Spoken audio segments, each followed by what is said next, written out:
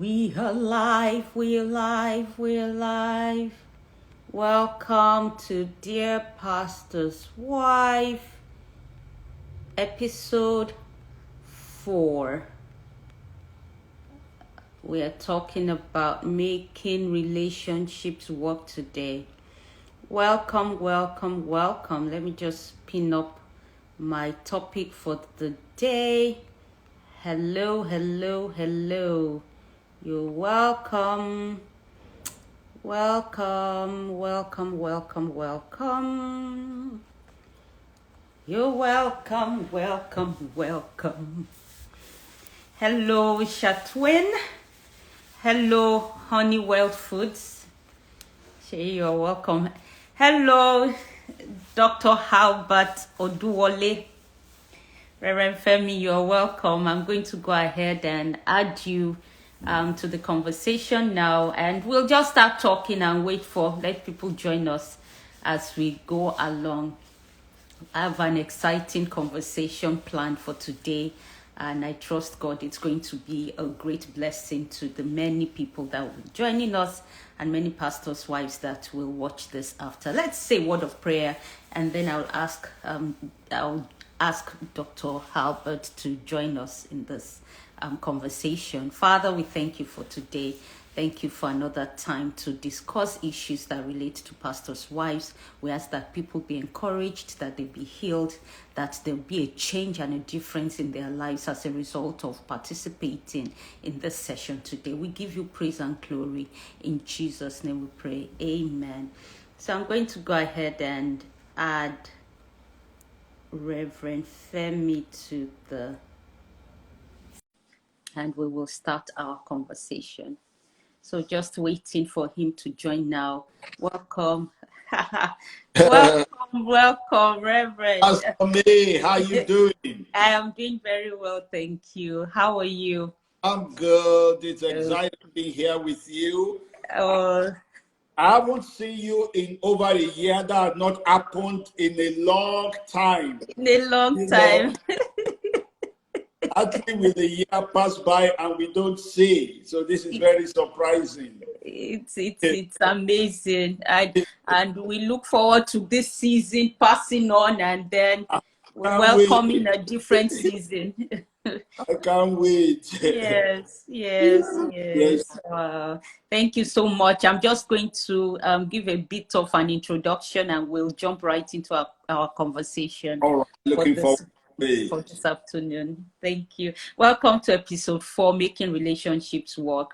We're going to be talking about relationship acts for pastors' wives. I am Pastor May, and I'm having this series of conversations with great men and women of God who are able to talk about these issues relating to pastors' wives, women in leadership, and women who are married, to people in leadership, especially in church leadership. I have with me today Dr. Albert Oduwole.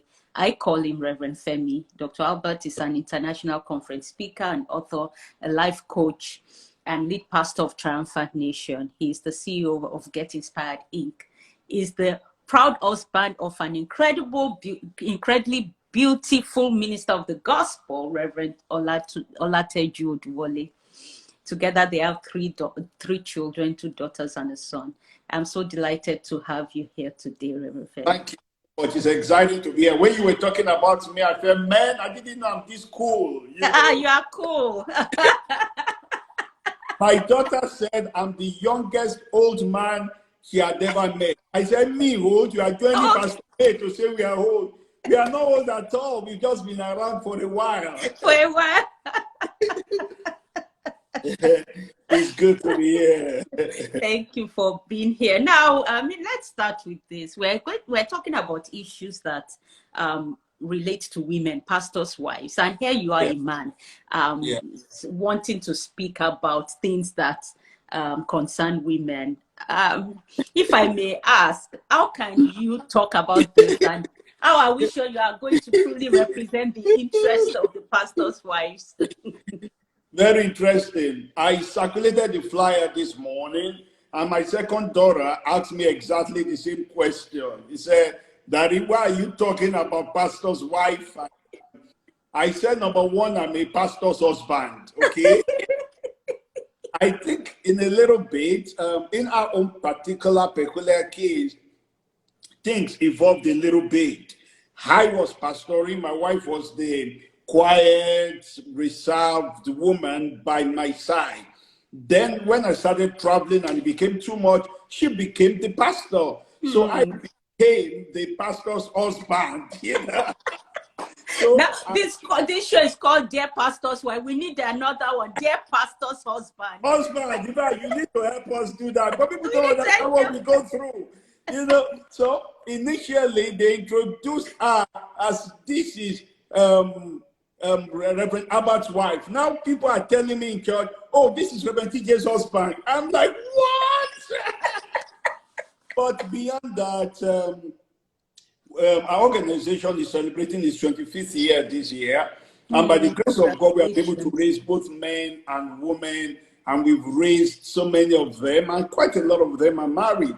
And along the line, as a father with a good heart for his children, you get particular about things that affect them. So as they start to get married, and there is this issue there, that issue there, they come to you, you have to start to learn a lot. So whatever I'm sharing today is out of the things I've learned, out of the mistakes I've also made. I normally say that it's difficult being a pastor, but it's worse being a pastor's wife. To make it worse, and that's why I'm very grateful to you for doing what you're doing. To make it worse, there are books in the Bible devoted to pastor. Okay, the book of 1 Timothy, 2 Timothy, Titus. There is no book in the Bible devoted to a pastor's wife, you know. And Jesus didn't marry. Paul was not married by the time he became an apostle and wrote the epistles. So we couldn't even read what Mrs. Jesus or Mrs. Paul wrote, you know. So it makes it more difficult because we have to figure it out as we go. Yeah. And that is why what I've always believed is that so those that have figured it out owes it as a duty and a responsibility and a calling to explain it to those that are yet to figure it out so that we don't keep on revolving the wheel. Wow, thank you so much for saying that. And I think that I think we are still figuring it out. The longer we go in the journey, we find out we kind of have figured certain things out, but there's still so much ahead to work out and to figure it out. I mean, when I got married to a pastor, I mean, today we're talking about relationships, right? When I got married to a pastor, of course, I was excited. I was marrying a man I loved and everything, but there was so much I wasn't prepared for. Nobody warned me that there would be some peculiarities here, that certain things about my life would not be, you know, like the typical way it is for most people. Now, in the area of relationships, for example, and I found out I've been a pastor's wife for 22 years, that there are certain things that make relationships peculiar, that arena of relationships peculiar for pastors' wives, you know. What, from your own experience, what have you discovered to be some of those things that make a pastor's wife's ability and the freedom and liberty to relate with people different from just any regular person in the church, on the streets, in society? The first thing I'm going to say is that I have the privilege of being close to my own pastor and his wife when they got married, growing up. So I noticed those struggles and I tried my best to correct it quickly in mind. The disadvantage of people not being close to their pastor or their pastor's wife, particularly, is the fact that when they now get into the same position, for example, they don't know what to expect. I knew a bit of what to expect because, for example, I remember one of the birthdays we celebrated for my pastor's wife. I was the MC of the birthday. It was a surprise for her. And my pastor said something during that birthday that hit me strong. My pastor said, what some members are complaining about concerning my wife is the reason why I married her. She's decisive, she's too tall, she's too blunt. So the dichotomy between being the wife of the church and the wife of the pastor, it's always there. So what I did, for example, was the days first Sunday in church after we got married, I came to the pulpit and I said, everybody, welcome with me, Reverend T.J. Albert Femi Oduwole. They screamed. I said, you didn't get it. Reverend T.J. Albert Femi Oduwole. They screamed. I said, you didn't get it. What I'm trying to say to you is I'm not introducing to you Reverend Mrs. Triumphant Assembly. What I'm trying to let you realize is that this is my wife. I married her for my myself. wife. Is this about the only thing in life I'll be able to lay claim to? I can't even lay claim to my kids. They'll get married and leave me. Okay, so this is my only church without a branch. Don't change her.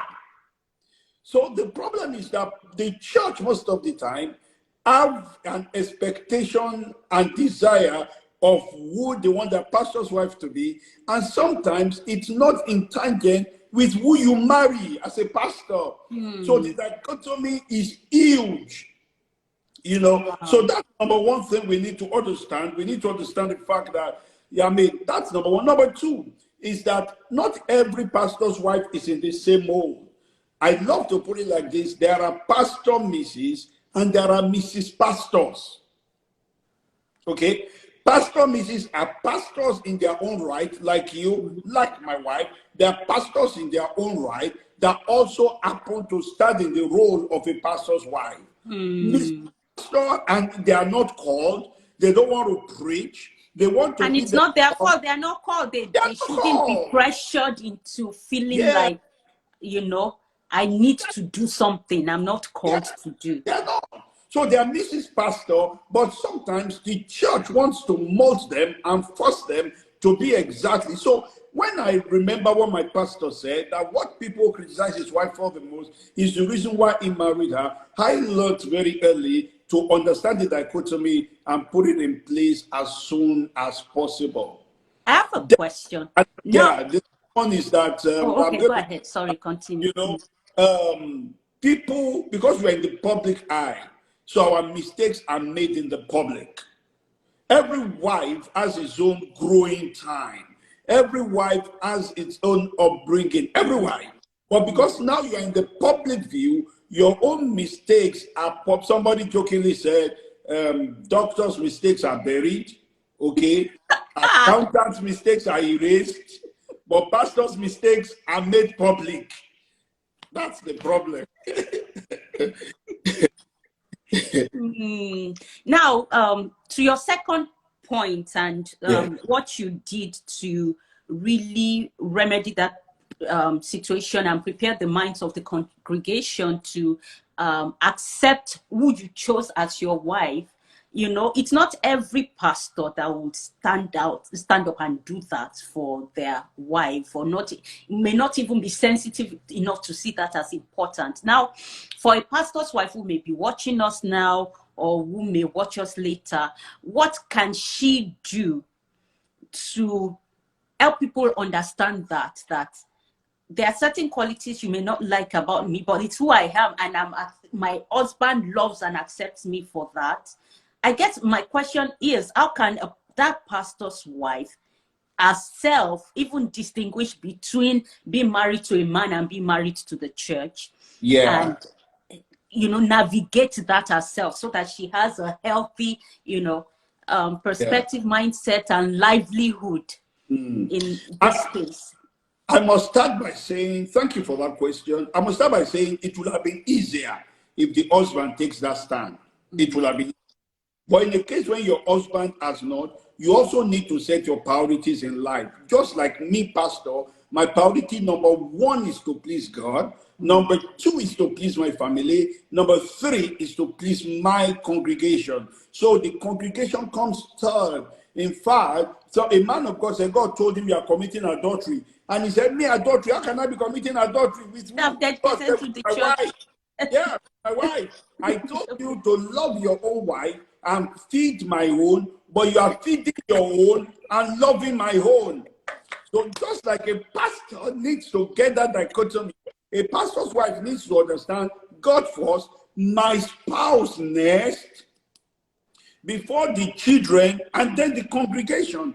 Many a times, pastors' wives, in trying to blend in, they overbend themselves for the congregation and lose the one they are meant to please. And that's also another form of adultery. So you need to get that first.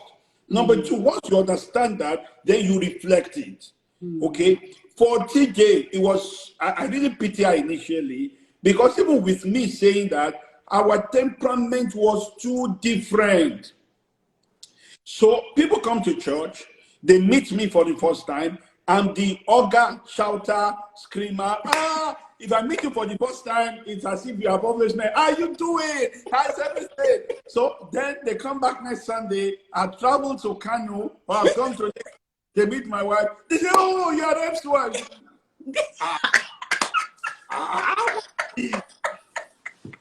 So I came from a trip one day, and she took her time to cry.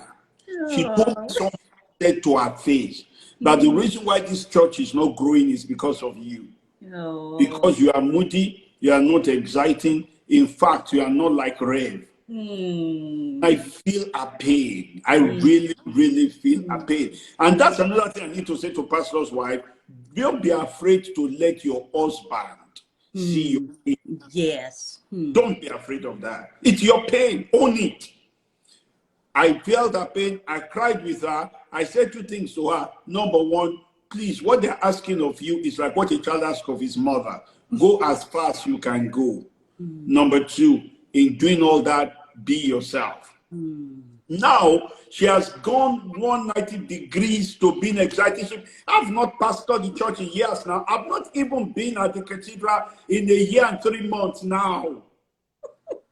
Can you imagine that? And yet, the church, they will tell me to my face they are not missing me. Imagine how bad it can be.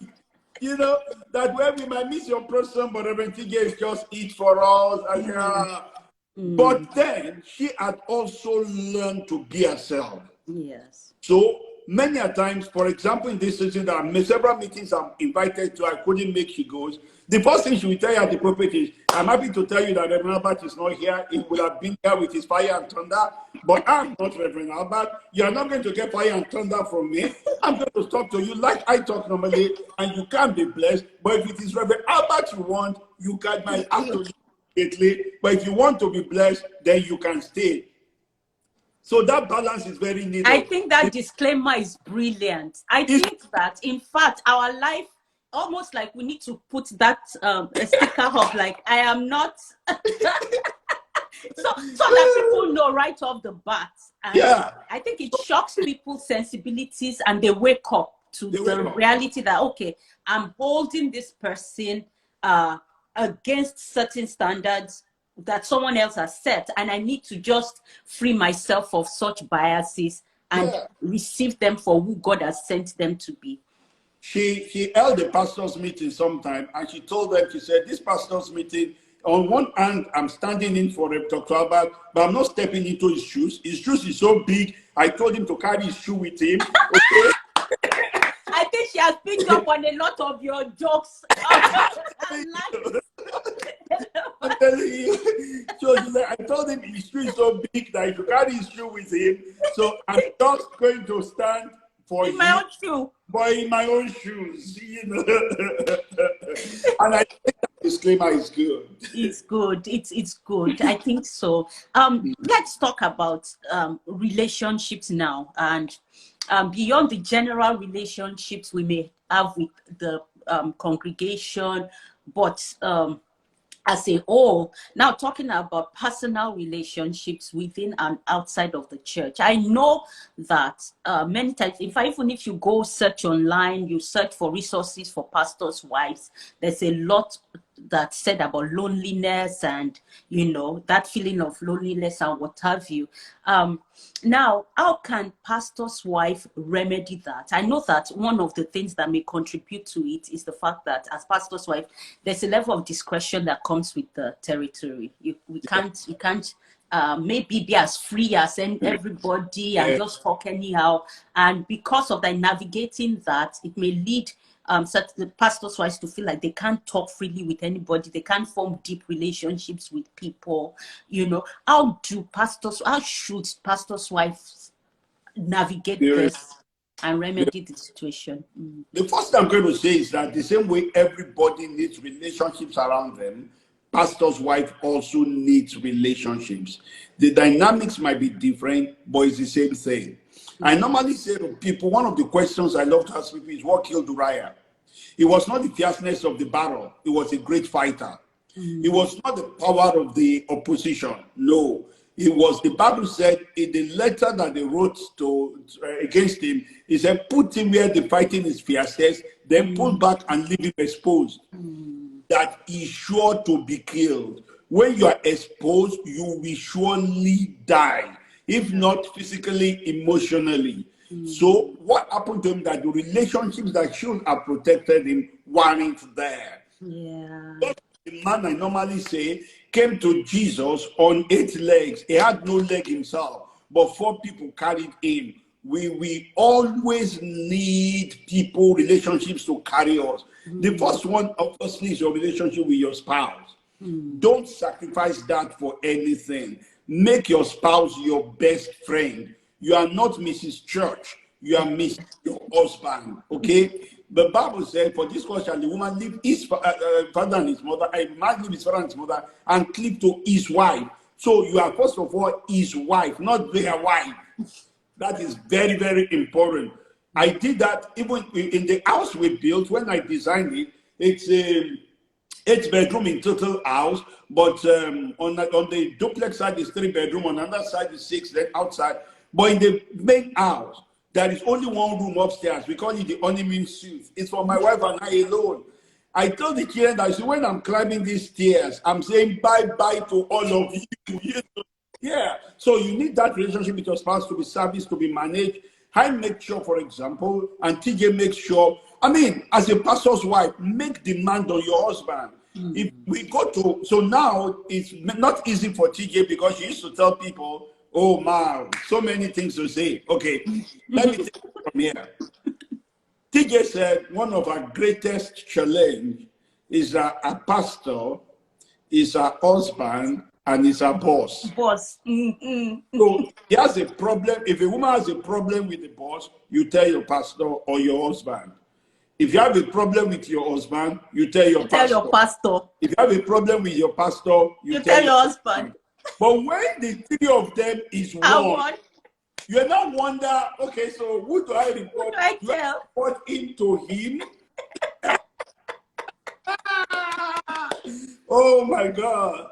What you are describing, I think it's a reality for a lot of pastors' wives. I mean, for a long time, I was not in full-time ministry, so my husband wasn't my boss in that sense. Yeah. But the day I stepped in full-time ministry and he became my boss, I realized the difference. Yeah. I saw myself exactly this predicament. TJ said that I'm a different person at work than I am at home. So when TJ sent me text, you could find it very funny. She would say, good morning, sir. These are the things that we need to do. And I'm like, initially, I'm like, who is your sir? Then she said to me, she said, no, she needs to clear that in her mind. That this one is for my sir. Okay? Not my dear, my sir. You need to understand that difference. But this is the thing. Make demand on your husband. TJ, for example, we say, if we are not going anywhere else, with church we're going, or we're going to the office, let's ride in the same car. Because that is where conversations happen. So sometimes she will say, my PA should drive a car or drive my car. She will come and drive. She will say, don't be stressed. Don't worry, I'll do the driving.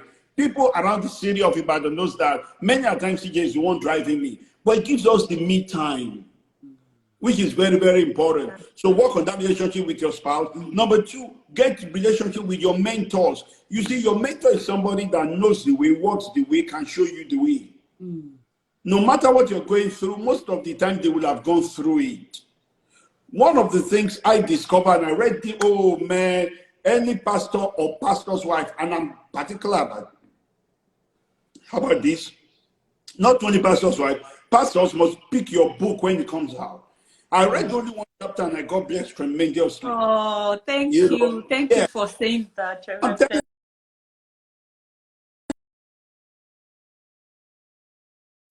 don't relate Stop with pause them. for a moment. Mm. Yeah. So One of please the go ahead. mistakes most wives make is that they see their mentor as his mentor. So they are not servicing that relationship to gather grace. They are not servicing that relationship to gather instruction. They are servicing that relationship just like is my husband's pastor. So when we have a problem, I can We go. report him to his pastor. God, that is beyond that.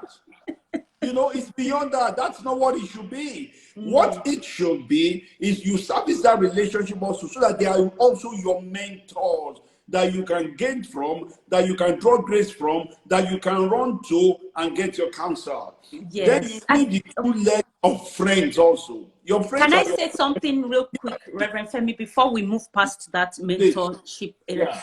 Yeah. I think we need to realize that as pastor's wife, we need to realize that the mentor, spiritual parent over, needs to know you as well. Like Yeah. if you only approach based on the basis of the pastor's wife, they don't know you as a person.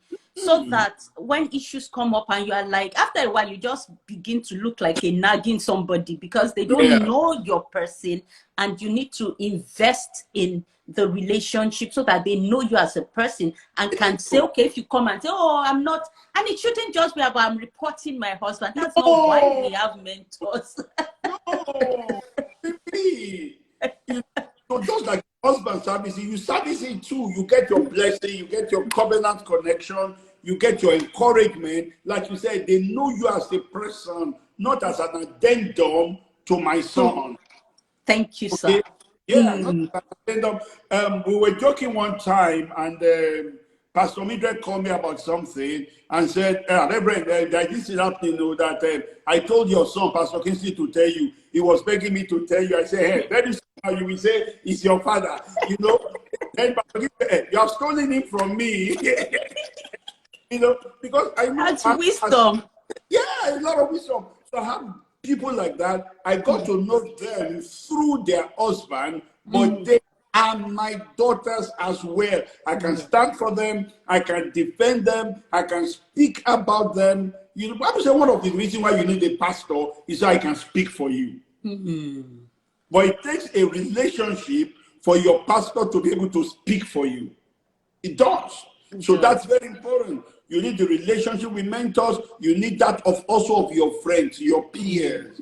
People, iron will sharpen iron. The countenance of a man will sharpen that of his friends. The problem sometimes is that you don't make a judgment by your friend. You are their mother. Okay, so my wife is very friendly with my children, but she's primarily their mother.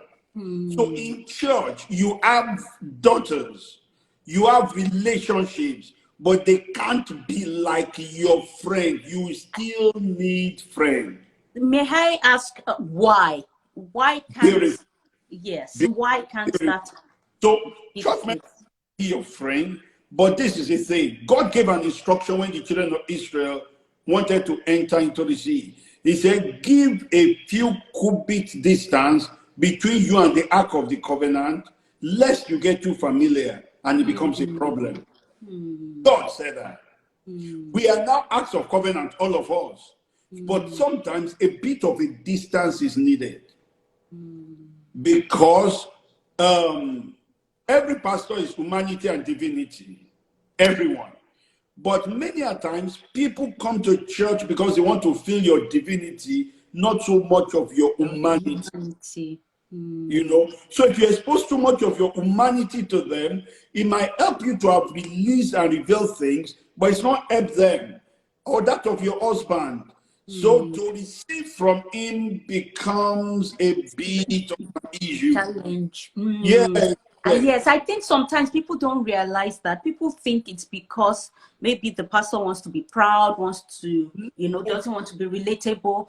But we need to understand the spiritual sense behind these things, that as much as even high as a pastor. I'll share a funny story. I was telling somebody, a group of women, they were doing a book club. Yeah. And then I heard about it. And I said, me too, I need a book club. I want to join your book club. They said, Pastor May, you cannot join our book club. That the minute you join, the whole room will be silent. Nobody will share their views anymore. Everybody will be quiet. You know, at that point, where my feelings hurt, it was a little bit like, I'm like, who should I go and meet for book? Me too, I want a book club. But then, the importance of that, you know, it's something that we need to find another way to fill that void, because and that is where pastors' wives, somebody's asking a question in that line, that is where other pastors' wives can come in. Okay, you need to have that. We're not competitive, because there are some competitive pastors' wives, but somebody that can be. Dr. K is my friend. Okay, Yemi Adoloju is my friend. Okay, I've had a friend come to my house once, and he came to my house. I was in the dining. He said, "Who is home with you?" I said, "It's only me." He said, "Are you sure?" I said, "I'm sure." Then he closed the door. He said, "Look, I'm in trouble." I said, "What's the problem?" He said, "There is this girl in church I hug." I said, "He said, nothing happened though." He said, "But even me myself, I know that hug, that is problem. This hug will lead to something." So I said, "I must tell you first before I enter into trouble." You need a friend like that. If you with a member, you will just scatter his brain, you know. You say, Pastor, and that is the day he gave us word of knowledge. This word of knowledge that is from God. Yeah. I don't know if you get what I'm saying. Oh, yes, 100%. So when God said, give a distance, if you covet, to the Ark of Covenant, lest you get too familiar, it made an impression on me. So that is why some pastors' wives say they are lonely. There are other pastors' wives that could be your friend, that you can pray with. Very, very important. Then finally, you need mentees. Mentees, of course, your daughters in church, people you pour into. Those are like, Reverend Femi, I'm sorry to break you here. Before we move on to mentees, is it possible for a pastor's wife to have friends that may not be in ministry, that may be maybe childhood friends or? In fact, I think pastors need friends that are not in ministry. Why do you say that? I'll tell you that. You know, ministry is a cocoon.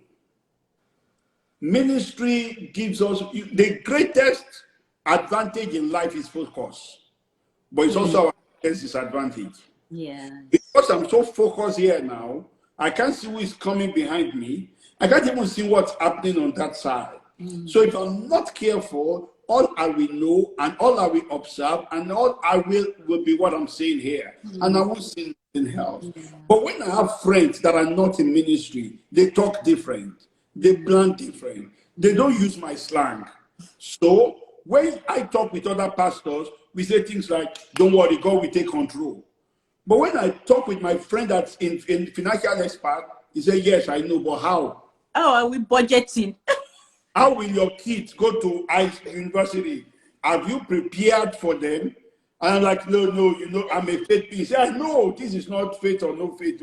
I'm just asking." So we need those kinds of friends. Then we need friends that knew us when we were not pastors' wives. That would remind us. Let me tell you what I do personally. My wife is not as social as I am. I'm quite social. I try to connect her with our past friends that I trust, that are doing well. One of them just got a PhD. And I sent a message to her. I said, "Oh, your friend got a PhD and all that." Sometimes I'm the one telling her, "This is your friend. Today is her birthday. Will you call or send her a text?" The reason being that sometimes you need people around you that didn't know you as mama, that didn't know you as pastor's wife, that knew what you used to be. And that's very important.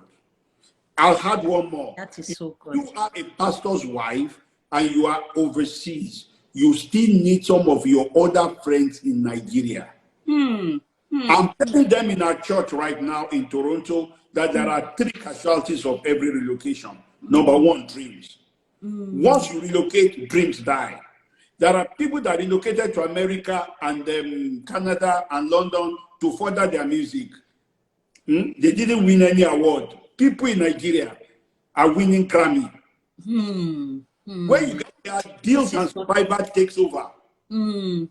People came here to do ministry. They are now working in post office. Dream. This is the truth. Yeah. Number two, marriages. Is the next thing that becomes a casualty when people relocate. Number three are the children. The children part, I'm just seeing that now. Most of my friends are in their 60s. Their kids are now getting married. Some of them are marrying same sex. Some of them don't want to marry. Some of them are adopting dogs. The parents are now discovering that they relocated because of those kids, but they've lost the kids. There is an advantage of having some kind of relationship with people that are not in ministry or even not in your sphere. Because once you are in a sphere, you are in a cocoon. And sometimes it's good for you to have one or two, not too many, one or two other people like that are your friends. Oh, thank you. That is so rich. That is so rich. I mean, those are things we don't think of because of the busyness of ministry too, because it sucks us in. And we're just thinking of what else to do, what else to give out, how to be a blessing to people. And we don't realize that God wants to bless us through people. We have to be intentional. What my wife is doing, and I see that's what you're doing, and between you and I, don't tell her, I didn't like it.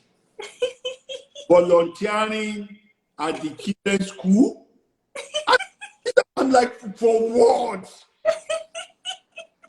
Told me now that they ask her to be secretary of something or accountant to the community association, and she's now assistant secretary. I didn't say that, but I was like, what does this got to do with the kingdom of God? Like, without me, so are you not busy enough? What are you going to be doing? But you see, it's good. It brings some normalcy to your life. It gives you perspective. If I will enrich your message, because you have met with people that don't speak Christianese. You've seen most people you are preaching to are engaged in this world. So you speak in a way that's relatable for them. Yeah. So my wife volunteered in my kids' school. You know, me, I go for open day. I go from teacher to teacher. Once in a while, I go for PTA when she's not available. That's all. But she volunteered. She wants to get to know other parents. So now, I mean, I go for landlord's meeting when I'm home. I don't say one word. Pastor M, you will automatically be wondering if you're in that meeting, that how does he preach? Is he deaf and dumb?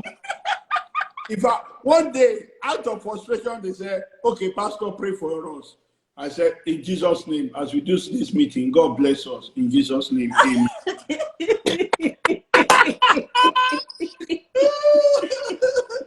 My case is serious. But she's now a secretary in the same landlords association. But it's good. I didn't, I found it up to now. I feel like with what she's doing, she has time for, but it's very important.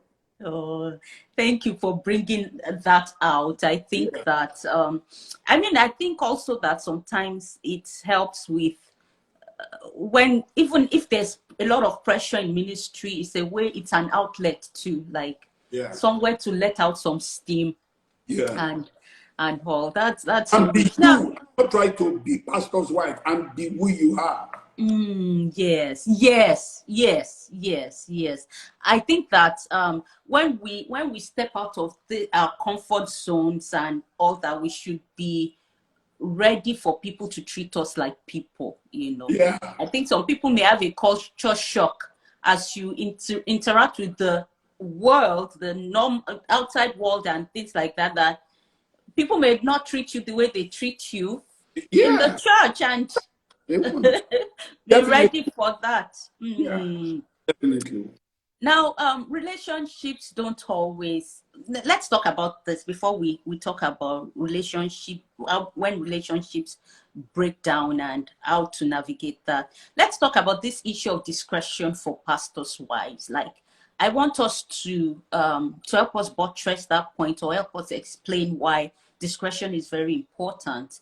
Because some people may be on the two sides of the spectrum. On one side is the person who feels I can't talk to anybody, I'm a pastor's wife, and the other person is like, what? Why should I lose my freedom because I'm a pastor's wife? Why can't I talk? If I want to talk, I'm going to talk. If I want to talk to anyone, I can talk to anyone about anything. We talked about being yourself at the beginning of this. Yeah, like I'm just being myself. I'm just open out. What are some of the dangers that may be there, and what are things we should look out for? There is a culture TJ and I developed personally, and it's now become a culture of all our organizations. We call it NTK. NTK, need to know. So there are things that some people need to know. There are things they don't need to know. Okay, so somebody said to me, oh, you are so expressive. I see you on social media. It's like your life is out there. Instead of me, I was laughing because you don't even have life at all. You see, there are so many things in my life you don't need to know. You can't see that on social media. So even disseminating information, me as a pastor, there are things CEC needs to know that other pastors don't need to know. There are things pastors need to know, congregation does not need to know. Between my family, there are things TJ needs to know, my kids don't need to know. And we have taught our kids the same thing. So, kids, we're going for vacation to US, we're going to be in Disney World. When are we leaving? Well, you don't need to know that yet. When you need to know, we'll tell you. Because we tell you now, you let them know. You tell them like Jesus told the disciples, the Father. So you don't need to know that time yet. The time is the Father that knows. That knows, yes. It will be revealed to you. When we're coming back from a trip, for example, not everybody needs to know. My PA, people picking us, people that might want to clean the house, people that might want to do our food, needs to know. Once you understand the principle of needs to know, as a pastor's wife, it solves a lot of problems for you. There are things your mentor needs to know, but your friends don't need to know. And the thing that simplifies it for me is what will they do about it? So you talk to your friend or a member about your husband. They can't call your husband to correct him. Okay? They can't tell your husband he didn't do right. You talk to his friend or his mentor. Those are people that can talk to him. That is so good.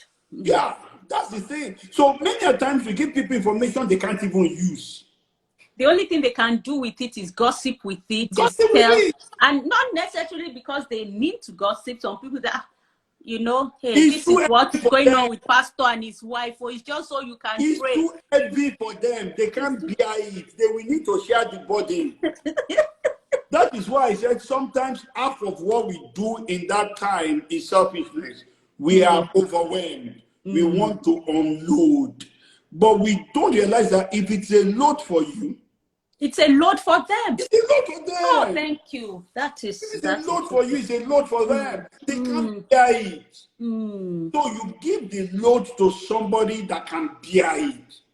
So the NTK principle is a principle every pastor's wife must inculcate. Before you say it, ask yourself, need to know. Does this person really need to know? What will they do with this information? Because when you give somebody that can't carry more than 20 kg, 50 kg, you are not ready to carry your business. They will. It's too heavy. They will be dazed, So from my own place, I oversee over 100 pastors and their wives. I've had issues in which another pastor's wife or a member of the organization came to me looking dazed. Say, Pastor Mrs. said, and I'm like, this Pastor Mrs. is wicked now. Why did she say this one? So this one, oh my God. So I've seen those looks in people's faces. Look of, They want to destroy my life. What is this? And these people I didn't ask for this. I tell my friends, all of them, Dr. K, Yemi, Dami, sometimes, that there are issues I don't want you to discuss with me in the car when my PA is there. I just don't want them at some point to even imagine some things can happen in ministry. They are not there. Don't unload it.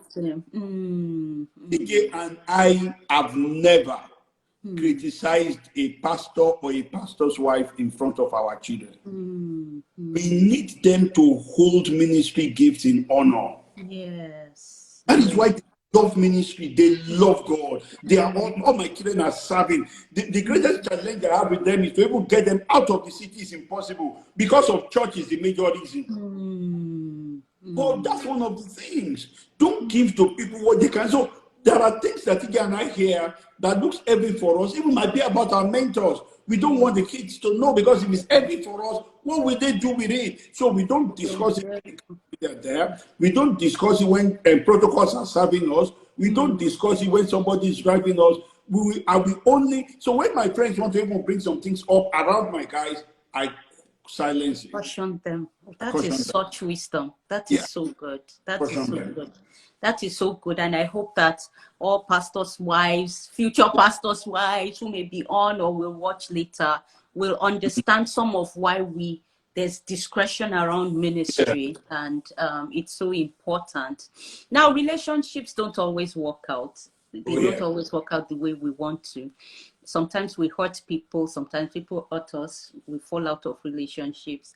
How do we manage hurt when it happens? Number one. And then there was a question somebody sent to me before this, for us to discuss here if we had the time, that if maybe a relationship has not worked out, somebody has left your life and you've tried to reach out to them and they're not responding, like, where do you draw the line there? What do you do? Do you continue to pursue them? So in talking about this relationship management, how do we best handle situations when people fall out?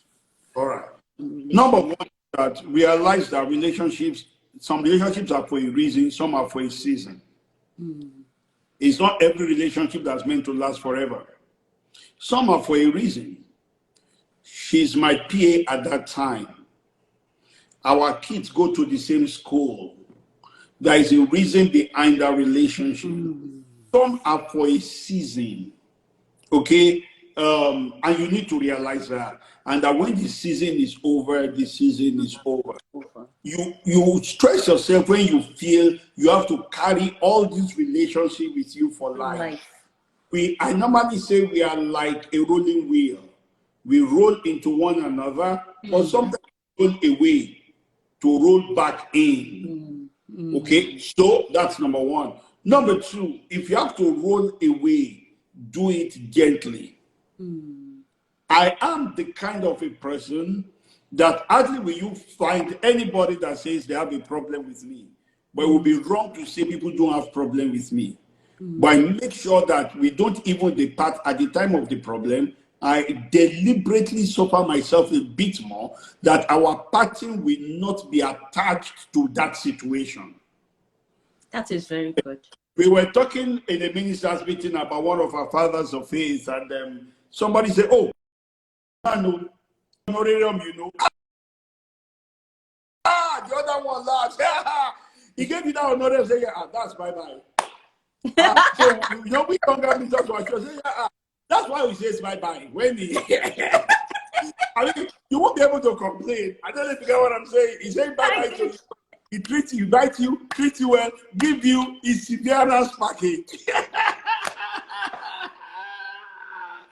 That's what that is funny. And look very, that's good. It's like, look, because you see, be careful you close doors, you might need to knock it again. Yes. We had a very interesting scenario some years back. I mean, it's a public knowledge, so I can speak about it openly. Tunde Bakari used to pastor the first model parish of Redeem. Then he left. It became a controversy. Redeem said he went with their church. He said he used his money to plant the church. It was very bad. Then sooner than later, G.O.'s son went to school in England, met a lady in England, they fell in love, time to marry, they discovered the lady's father is an associate to Tunde Bakari. So the wedding will have to take place in Tunde Bakari's church.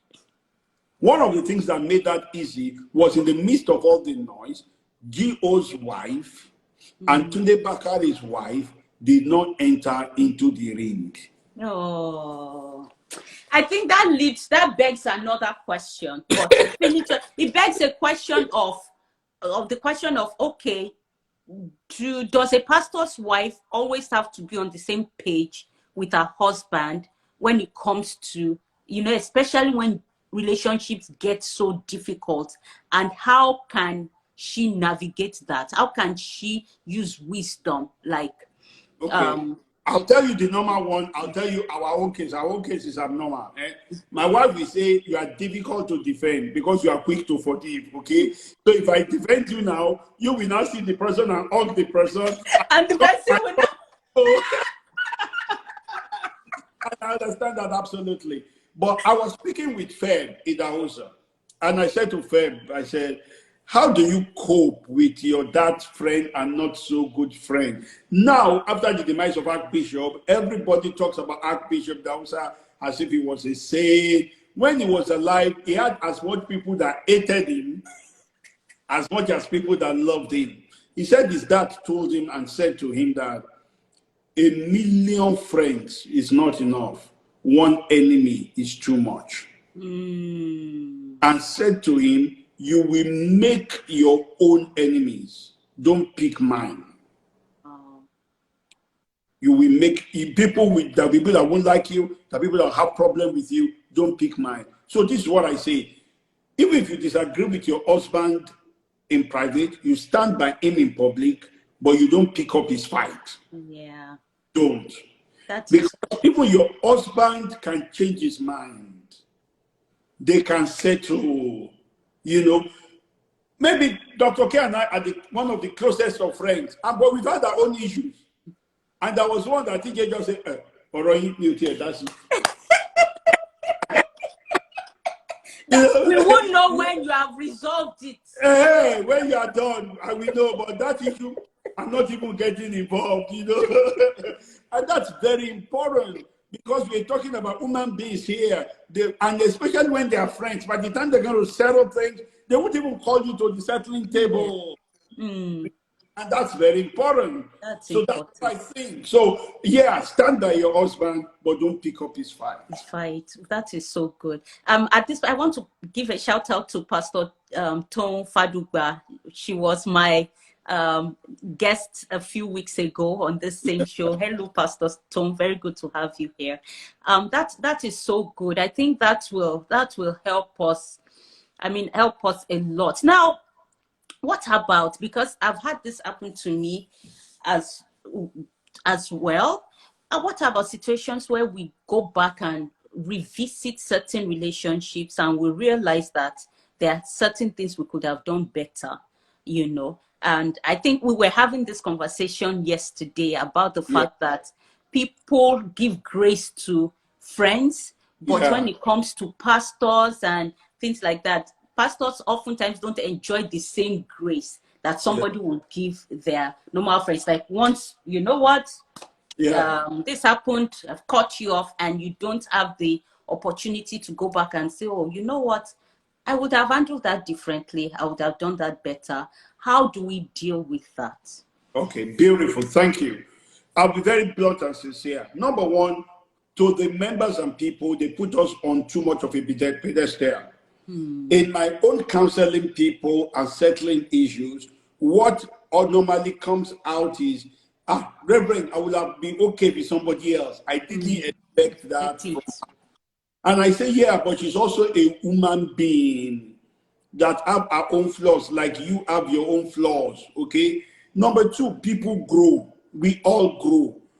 In fact, this is the proof of growth. The fact that you can look at your life and you say, I will have handled that better if I've known better. If you scenarios like that, you've wasted the last few years. There has not been growth in the last few years. But this is where it gets tricky. I've always believed that it is the person with the authority that should bend and reach out. With Peter, it was Jesus that reached out. Thank with you. our children, even when we beat them, we are not as okay, come and hug them again. Okay? So it's left for you, the pastor, the pastor's wife, to reach out to that kind of a person and say, not because you want to reignite the friendship. I think I need to make that clear. Not that you want to reignite the friendship, but at least to put a closure and a healing to it. And that will make that person, if that person is to respect you more. You know, to respect you more. I put something up to advertise this meeting on my Instagram. Everybody should go and watch it later. Very, very funny thing. A boy was reporting the mom to the dad. Was like, she left for work. She did not kiss me goodbye, kiss the baby goodbye, and kiss you goodbye. And he was taking it very serious. I'm like, it's not easy being a woman, you know. You have so many things to juggle together. And this is a boy really venting. He can't even speak well, but was already mad. How can mama go to work and not kiss us goodbye? What a country. So I understand that it is for pastors' wife. You are juggling so many things, ministry and all that. And sometimes in the midst of that, you allow things to slip. But when you realize, be quick to say, oh, I'm sorry, I just I could have handled that thing.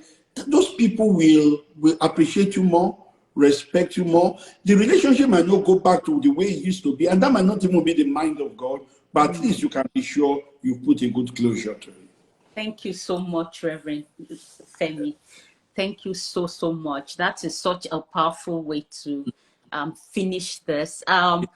We have just 4 more minutes. I wanted to ask you if you have a Let me just parting say words. 1 minute. Everybody, when the book comes out, make sure you got it. I read 1 chapter. I can't wait to read the whole thing. Pastor May is not like Reverend K and I. She's too blunt in that book. I mean, the 1 chapter I read, I'm like, and she read it too, you know, so it's a good book for you to get, please. Thank you so much. I wanted to advertise my book, but I'm not going to. Reverend Femi has done a superb job. Thank you for such gracious words about the book. And thank you for being here today. I wish we could take questions, but well, we'll see. Maybe we'll be back. Thank you so much, sir. And this video will be available for people to watch later on my IGTV. So watch out for the video.